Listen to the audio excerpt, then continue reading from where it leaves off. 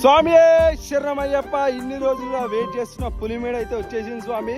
ఈ రోజు వచ్చేసి మనం 37వ రోజు. మనం హైదరాబాద్ నుంచి స్టార్ట్ అయ్యి ఈ రోజుకి 37వ రోజు స్వామి.